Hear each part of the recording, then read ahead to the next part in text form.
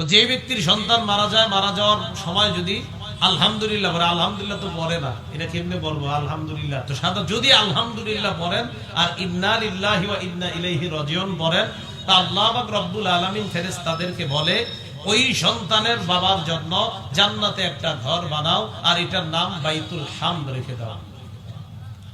আল্লাহ আমাদের মা বোন যারা আছে তাদেরকে বিশেষ করে সন্তান জন্মের সময় যদি মারা যায়, তারা যেন ধৈর্য ধারণ করতে পারে, আল্লাহ তৌফিক দান করেন। আবু হাসান রাহমাতুল্লাহি আলাইহি আবু হুরায়রা রাদিয়াল্লাহু তাআলা আনহুর কাছে আসছে। মুসলিম শরীফের 6595 নম্বর হাদিসের বর্ণনা।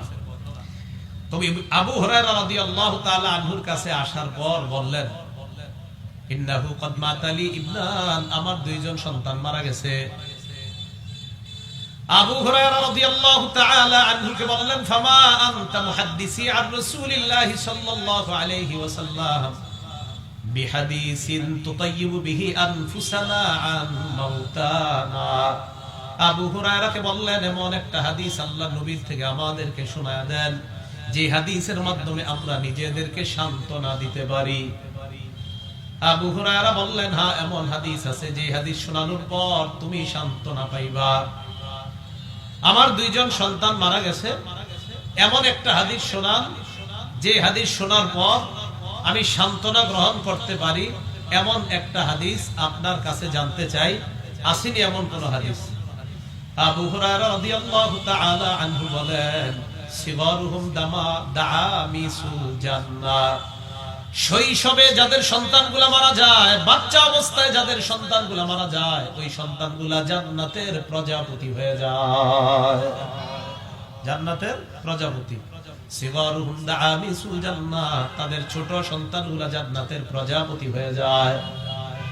আর কি করে? নবীজি বলেছেন, তাদের বাবা যখন মারা যায়, মা যখন মারা যায়, ওই সন্তান বাবা মার সাথে সাক্ষাৎ করার পর ফায়াখুযু বিসাওবিহি আও বিয়াদিহি, সন্তান বাবার কাপড় ধরে অথবা হাত ধরে, কামা আখুযু আনা বিসনিফাতি সাওবিকা হাযা, এদি আসুন তো, এই দেখেন ওনার কাপড়ের কিনারায় ধরলাম আমি। আবু হুরায়রা এইভাবে কাপড়ের কিনারা ধরছে, এটা তো হবে না, এটা এভাবে ধরছে, ধরে বললেন, এই যে দেখো, এইভাবে আমি তোমার কাপড়ের কিনারা যেমন ধরলাম, ওই ছেলে তার বাবা মায়ের কাপড়ের কিনারা এইভাবে ধরবে। ধরার পর ওই সন্তান তার বাবা মায়ের কাপড় ধরে ধরে এক পর্যায়ে আল্লাহ পাক রব্বুল আলামিন ইউদখিলুহুল্লাহু ওয়া আবাহুল জান্নাত, তাকে আর তার বাবা মাকে জান্নাতে প্রবেশ করায় দিবেন। আবু হুরায়রা বলেন, আমি তোমার কাপড়ের কিনারা যেমন ধরলাম, এইভাবে সন্তান তার বাবার কাপড়, মায়ের কাপড় এইভাবে ধরে টানতে টানতে জান্নাতে নিয়ে যাবে। কারো সন্তান পেটে 8 মাস 9 মাসে মারা গেছে, রাসূলুল্লাহ সাল্লাল্লাহু আলাইহি ওয়াসাল্লাম বলেন, ইয়াজুরু উম্মাহু বিসাররিহি ইলাল জান্নাহ, এই সন্তান তার নাভি দিয়ে মাকে পেঁচিয়ে জান্নাতে নিয়ে যাবে।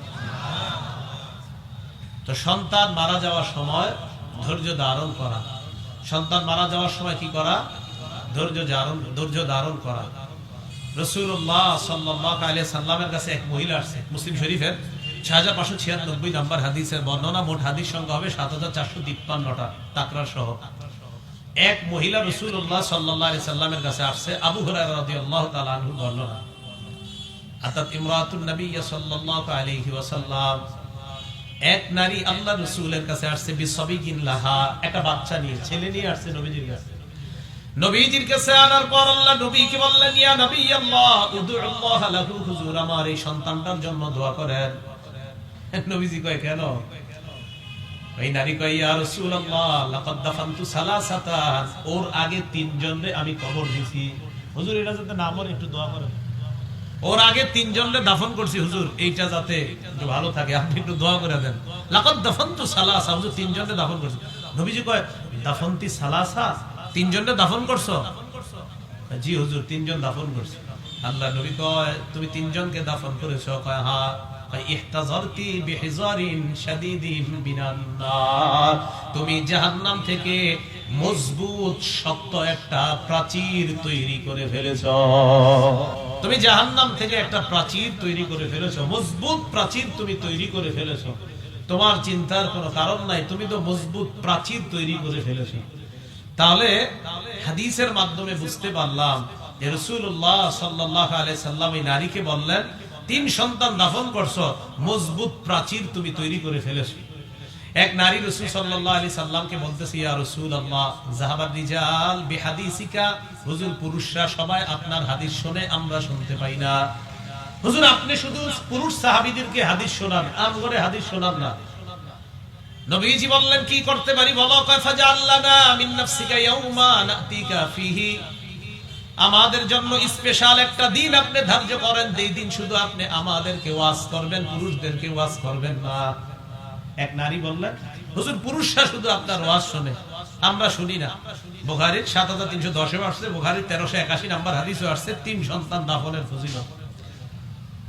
তো রাসূলুল্লাহ সাল্লাল্লাহু আলাইহি সাল্লাম বললেন, ঠিক আছে, ইজতামি'না ফি ইয়াউমি কাযা ওয়া কাযা ফি মাকানিন কাযা ওয়া কাযা, অমুক দিন অমুক জায়গায় তোমরা একত্রিত হও। ফাজতামা'না, তারা একত্রিত হয়েছে।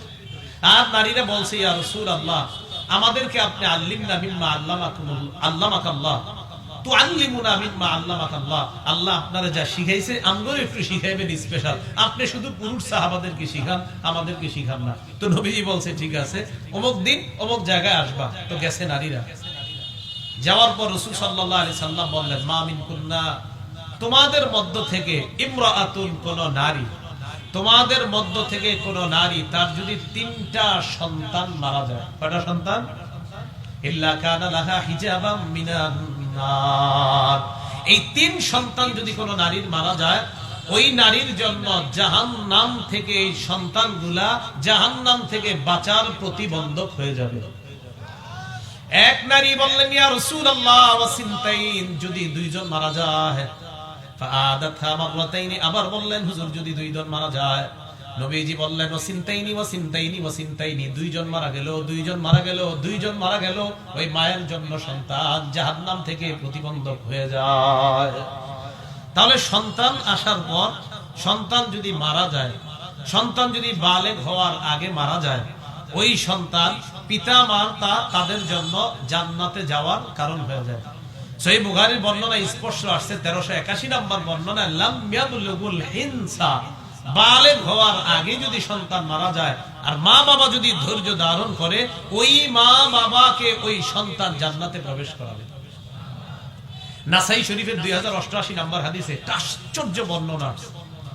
নবীজি সাহাবাদেরকে ওয়াজ করতেন, তো নবীজির মজলিসে সাহাবারা বসতেন, তাদের সাথে একজন লোক বসতো, লাহু ইবনুন সাগীরুন, তার একটা ছোট সন্তান ছিল।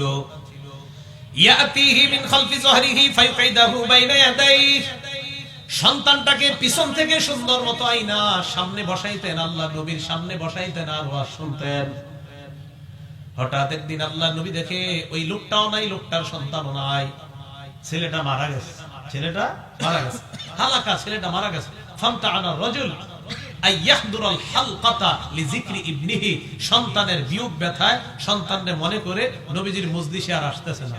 একদিন নবীজি বললেন, ওই লোকটা কোথায়, যে তার ছেলে নিয়ে আমার সামনে বসে, তাকে দেখছি না কেন? সাহাবারা বললেন, ইয়া রাসূলুল্লাহ তার সন্তান মারা গেছে।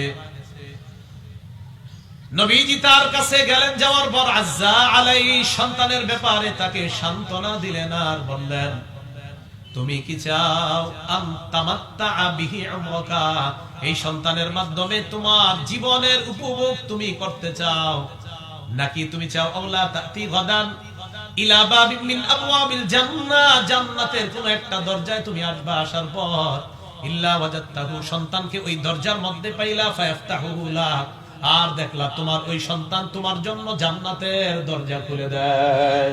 তুমি কোনটা চাও?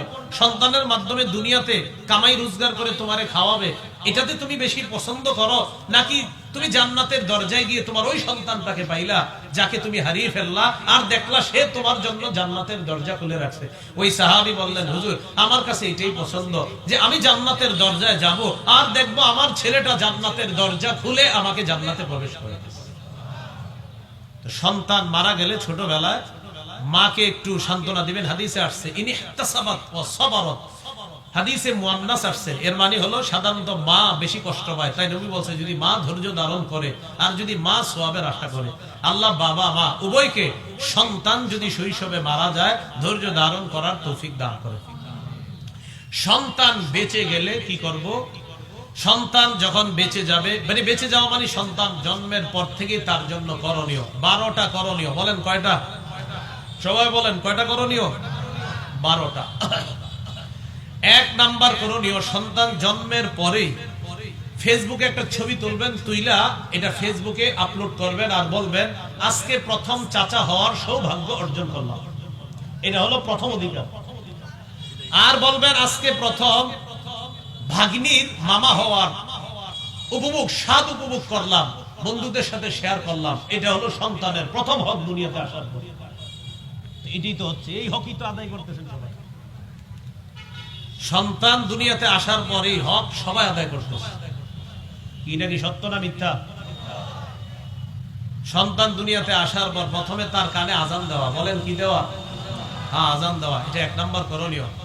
আবু দাউদ শরীফ 5105 নাম্বার হাদিসের বর্ণনা।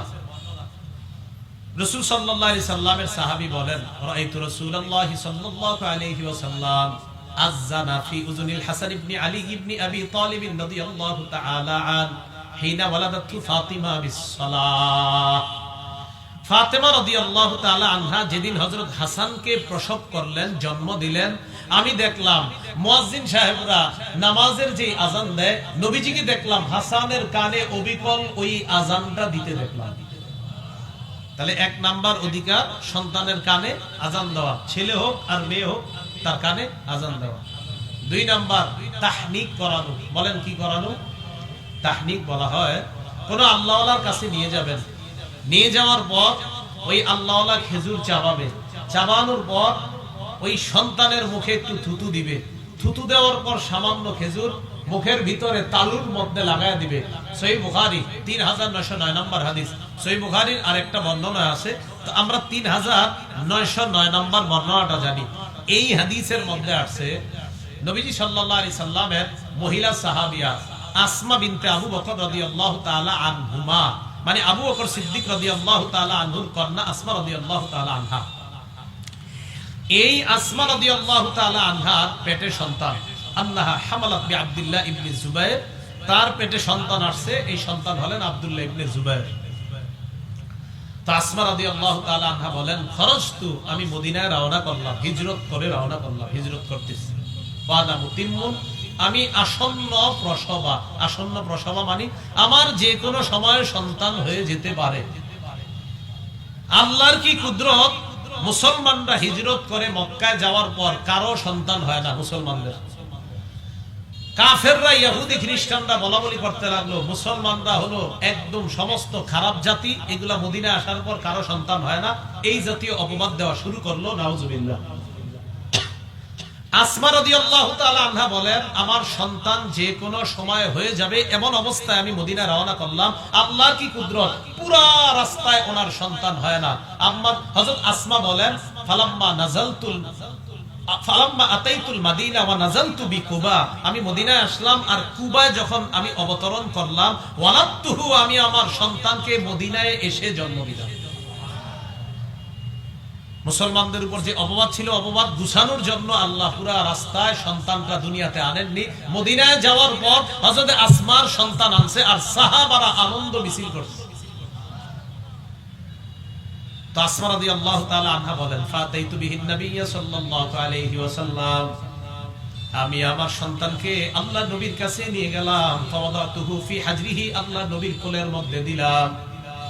নবীজির কোলের মধ্যে দেওয়ার পর দাআ বিতামরা, আল্লাহ নবী খেজুর আনলেন, আনার পর ফামাদাহা, খেজুর চাবাইলেন। সুম্মা তাফালা ফি ফিহি, আব্দুল্লাহ ইবনে জুবায়েরের মুখের মধ্যে আল্লাহর রাসূল থুতু মুবারক নিয়ে দেয়।